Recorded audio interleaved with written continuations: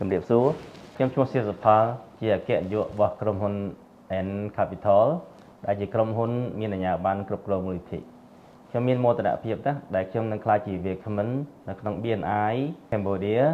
CNC 2025រឿងមួយដែលខ្ញុំបានសង្កេតឃើញពីអ្នកជោគជ័យនៅក្នុងអាជីវកម្មគឺភាពជាអ្នកដឹកនាំរបស់ម្ចាស់អាជីវកម្មអញ្ចឹងអ្នកដឹកនាំជោគជ័យ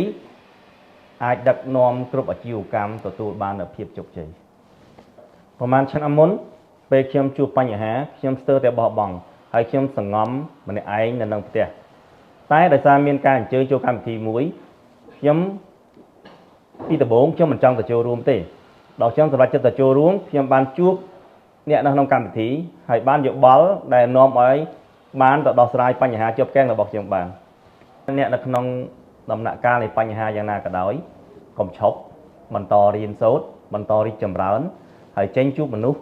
ហើយដំណោះស្រាយវានឹងមករកអ្នកសូមលើកទឹកចិត្តបងប្អូនឲ្យចូលរួមកម្មវិធី BNI Cambodia CNC 2025ទាំងអស់គ្នា